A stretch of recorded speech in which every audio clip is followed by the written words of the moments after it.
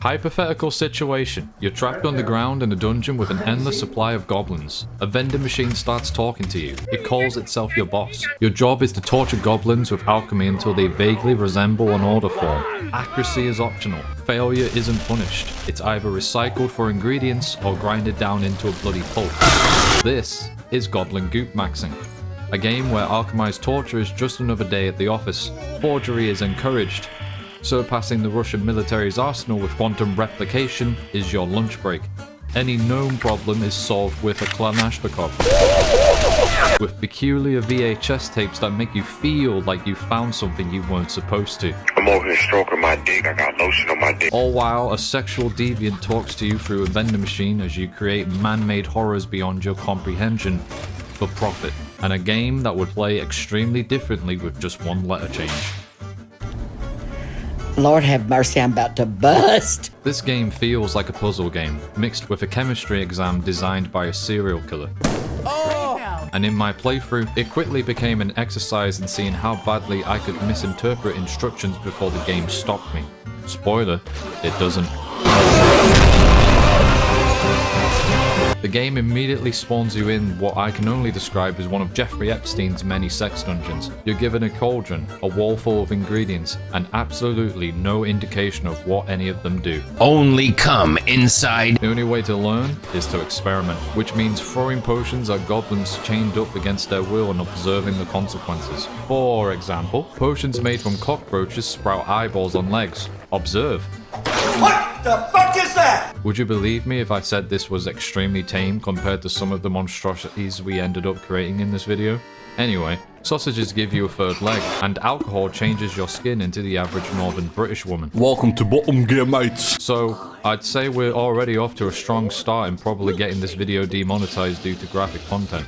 Anyway, let's start cooking up some orders. The first official one is pretty straightforward. Make the goblin orange. This could have taken 6 seconds. Instead, I spent 20 minutes discovering that extra heads are easier to create than color changes, Italian sausages adds legs, and whiskey is apparently a pigment. Eventually the goblin was orange. It was also unrecognizable, emotionally shattered, and very much still alive. I'd like to say I was just giving the order a little bit extra on the side, but really it was the game giving me the realization that accuracy wasn't required. As long as you got the order done, it doesn't matter about all the other messed up stuff you're going to do to them. Order sent, rewarded with shit.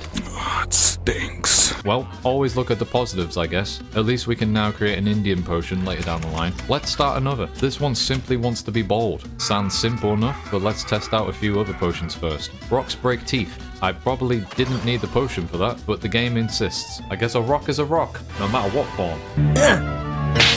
Eggs make heads larger. In the process, we actually learned quite a lot.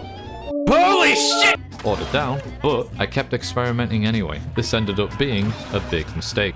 We tested this book next, his arms detached. I'm legally blind. At that point, we dropped him down before it escalated further. Our reward? Something more disgusting than a goblin. A baby one, which we quickly dealt with. At this point, I understood something crucial about the game. Failure is not punished, it's recycled. If a goblin becomes unusable, you don't reload, you process it.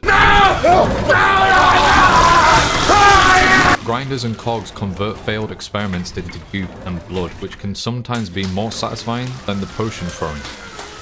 This is where hesitation dies. If one new potion isn't what you need, you now have the knowledge for later down the line. And once failure becomes progress, morality is optional. Order 3 down, on to 4.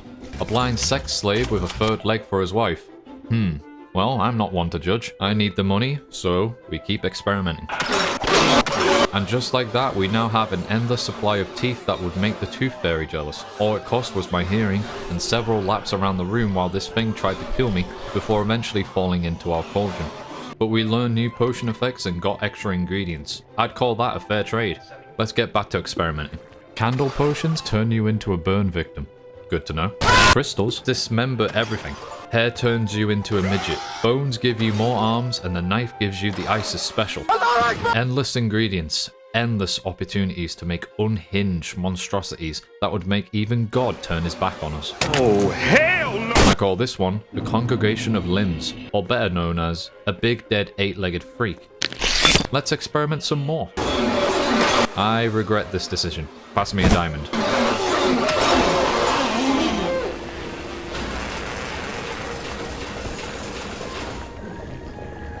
I thought we'd fixed the problem, but whatever was behind this table wouldn't stop profusely shitting. Let's try this again. We kept learning. Write that down, write that down! We found out that radios reveal goblins are communists.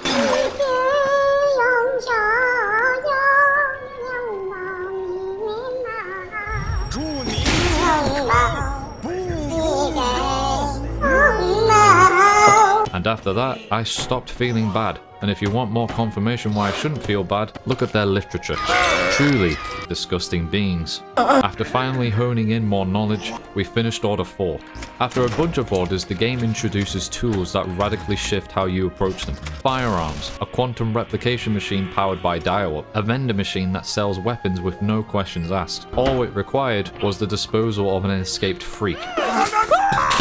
At this point, I stopped being an alchemist and became an industrial process. Orders were still coming in, but now I was solving them with excessive force and illegal economics. Vending machine never objected, which felt intentional.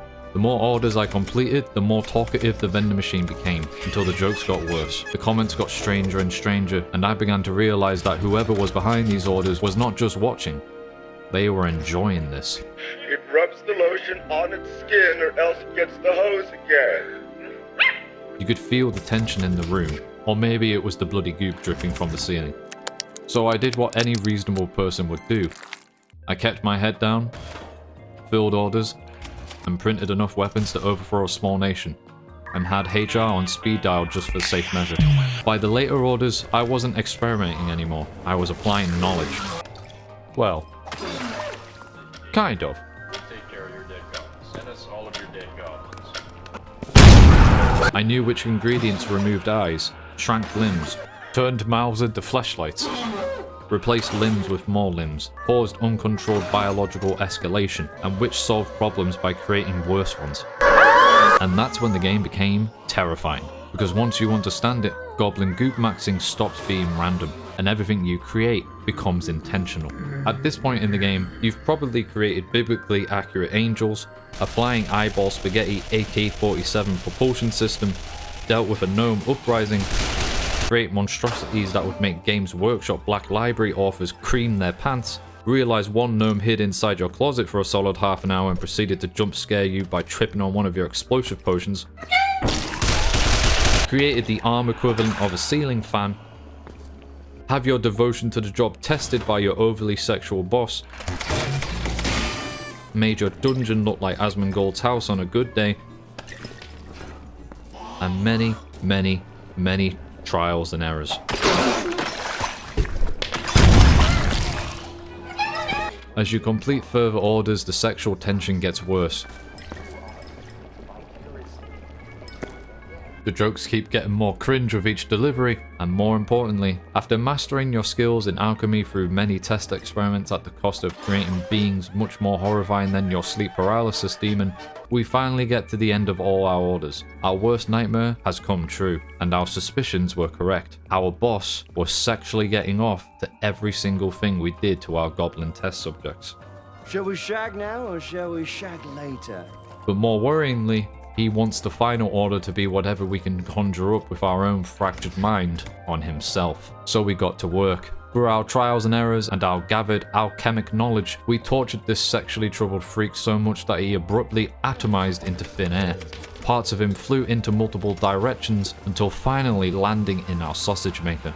I guess there's only really one last thing to do here. Make a hot dog, clean this all up, and call it a day. And that was goblin goop maxing. I learned the systems, I optimized the workflow, I fulfilled every order. Along the way, I became an alchemist, a butcher, an arms dealer, and an accomplice to a sentient vending machine with unresolved issues. I don't know if I played the game correctly, but I know I played it exactly how it wanted me to. Because goblin goop maxing isn't about completing tasks, it's about how quickly just experimenting turns into total procedural madness. And by the end of my shift, there was only one thing left to maximize: the goop.